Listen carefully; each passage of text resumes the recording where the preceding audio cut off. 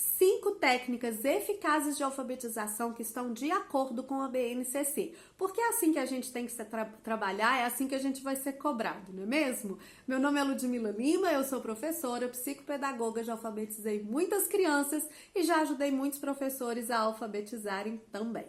Bom, hoje eu vim trazer para você 5 técnicas para você alfabetizar suas crianças no tempo certo e trabalhando de acordo com a BNCC, porque a gente é cobrado, ela é um documento normativo, ok? Então vamos desenrolar para esse vídeo não ficar longo demais.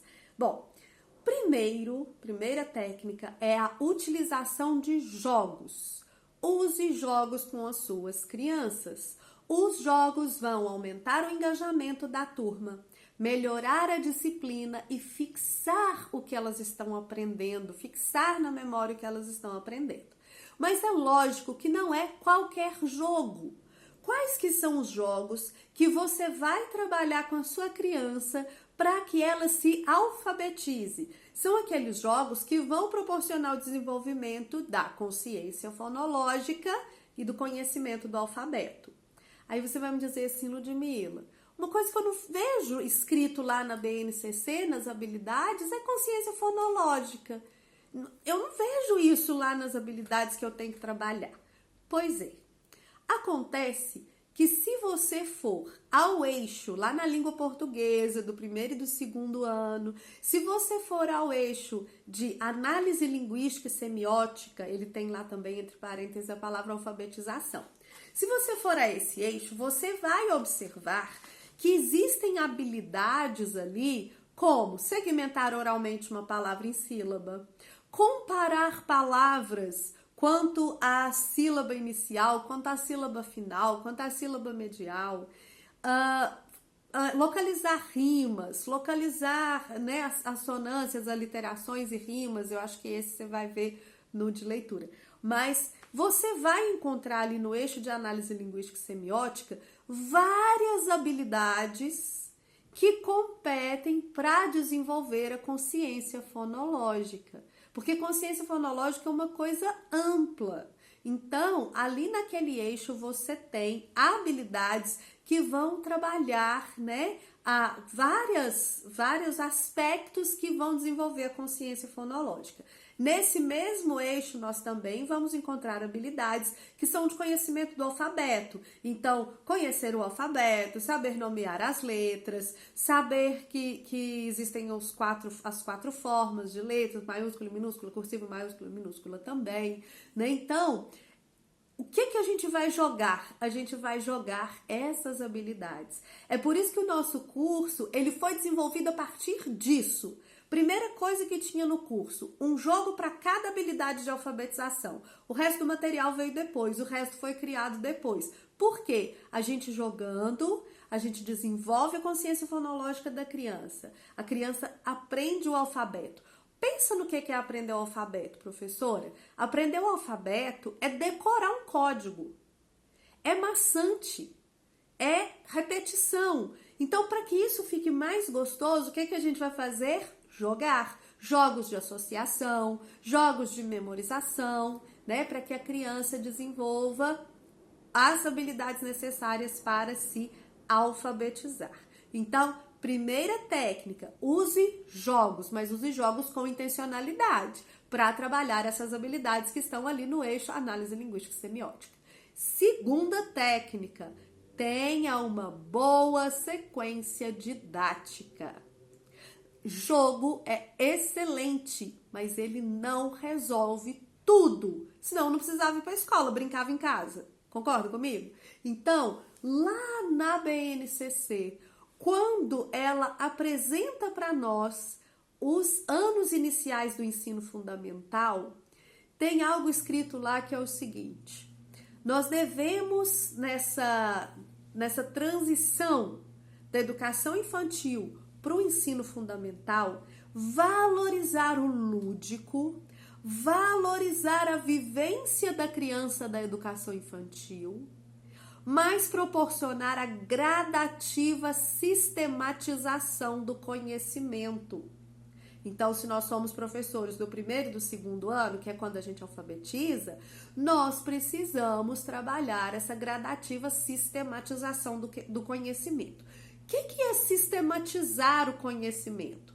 É saber nomear o que você aprendeu, é saber representar o que você aprendeu, é saber classificar as coisas, né? Aquele seu objeto de conhecimento. Então, é importante que você tenha uma boa sequência didática. Você joga, você introduz, você proporciona uma vivência, mas você tem que trazer atividades escritas, registros, classificações, para que a criança organize aquilo que ela aprendeu. É para isso que serve o caderno, a atividade escrita, para organizar o que ela aprendeu naquela vivência dela ali de jogo, de brincadeira, de vivência de mundo, de leitura de mundo e de tudo mais. Então, número 1, use jogos, número 2, tenha uma boa sequência didática. Número 3, o letramento. Trabalhar a alfabetização em um contexto de letramento é muito importante. Tá? O que é letramento? Letramento é você saber usar com competência a habilidade de ler e de escrever. Então você tem que ler e resolver os seus problemas com essa leitura. Né? Se eu quero me inscrever, eu preciso ler um edital, entender aquele edital, não posso cair atrás da amiga para ler para mim. Né? Se eu preciso me comunicar, se eu preciso escrever um e-mail, se eu preciso solicitar alguma coisa, se eu como professora eu preciso fazer um relatório, eu preciso saber escrever esse relatório com uma linguagem adequada, com um formato adequado. Então, letramento é essa competência de ler e escrever, de resolver seus problemas que dependem da leitura e da escrita.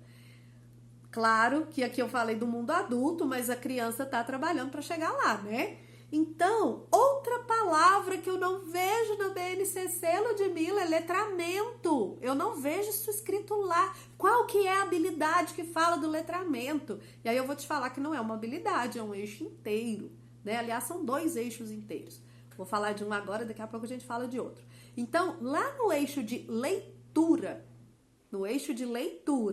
nós vamos ter uma diversidade de habilidades relacionadas a gêneros textuais.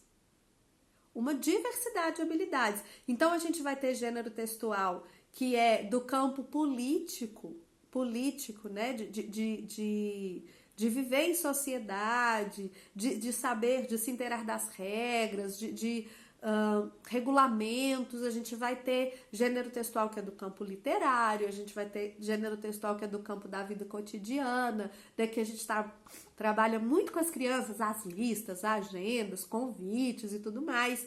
Então, nós vamos trabalhar dentro desse contexto, então trazendo textos com diferentes assuntos, com diferentes finalidades. Nós vamos trabalhar com a nossa criança em um contexto de letramento, tá? É só você trabalhar, então, ali o eixo leitura para dar contexto para as habilidades de análise linguística e semiótica e fazer uma sequência didática bem legal. Lá no curso a gente tem? Tem também. Tem também atividades para todas as habilidades de leitura e de escrita do primeiro e do segundo ano. Quarta técnica, produção de texto. Você precisa trabalhar a produção de texto. Muitas vezes para a criança é muito mais gostoso escrever do que ler. Então, porque ela está se expressando, porque ela está colocando ali as ideias dela. Então, trabalhar a produção de texto. A produção de texto é outro eixo que vai contribuir com o desenvolvimento do letramento, né? Então, do mesmo jeito que a criança precisa saber ler, entender o que ela leu, ler uma receita e saber fazer a receita, não é só ler uma receita para entender para a professora, né? Do mesmo jeito que a criança precisa saber ler, ela precisa saber escrever com adequação. Como que eu escrevo para um amigo, como que eu escrevo num trabalho escolar, como que eu escrevo num convite. Então, a criança precisa desenvolver, né, a produção de texto, e lá na BNCC isso vai aparecer bem casadinho com o eixo de leitura. Então você trabalhou a leitura, a criança compreendeu aquele gênero, ela viu vários exemplos, agora ela vai escrever, tá? De acordo com a finalidade daquele gênero, com a estrutura que tem muito a ver com essa finalidade, e aí a gente tem que trabalhar a produção de texto também. E, por último, número 5, precisa repetir. Repetir e repetir. Então, os jogos devem ser jogados várias vezes. As ideias devem ser apresentadas várias vezes de diversas formas.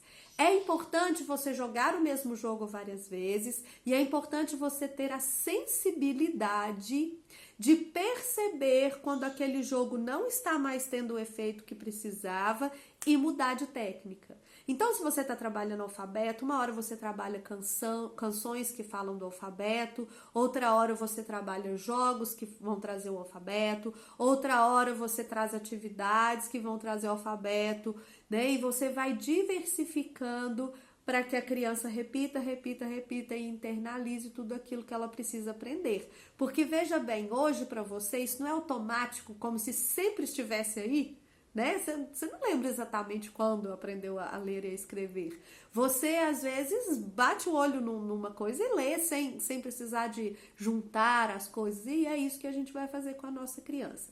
Quanto à repetição, às vezes, já tive até coordenador que não entendia bem essa questão. E às vezes o professor também tem essa insegurança de ficar repetindo uma habilidade. Mas as habilidades precisam ser repetidas sim. Tá? Nós temos aqui, assim, vários casos em que uma habilidade precisa ser repetida. Por exemplo, lá no eixo de leitura, nós temos habilidades que elas vão dizer assim, ler espontaneamente ou com a ajuda do professor, quadras, quadrinhas, trava-línguas, parlendas. Ué, aqui você vai trabalhar isso tudo num dia só? Não. Então você vai voltar várias vezes naquela habilidade porque você vai trabalhar gêneros textuais diferentes. Existe a habilidade do eixo análise linguística e semiótica que vai falar dos arranjos silábicos. Então, tem o arranjo silábico que é consoante, vogal, consoante. Consoante, vogal, consoante. Então, mel, par, né?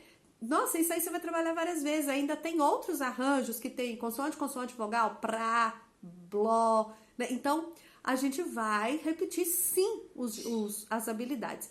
E tem também aquelas habilidades que tem o código, o segundo número do código, assim, 35, terceiro ao quinto ano, 12, primeiro e segundo ano, 15, primeiro ao quinto ano. Então, essas habilidades vão ser repetidas ano a ano e vão se aprofundando e a gente vai continuar trabalhando essas habilidades. Então, sim, existe uma repetição. Então, recapitulando, olha só. Primeiro, utilizar jogos. Segundo, uma boa sequência didática. Terceiro, contexto de letramento. Quarto, trabalhar a produção de texto. E 5, repetir, repetir e repetir. Você gostou dessas dicas? Quer ver isso na prática, com material para imprimir e levar para sua sala de aula? Então eu vou deixar um link na descrição do vídeo. Um grande beijo e até a próxima!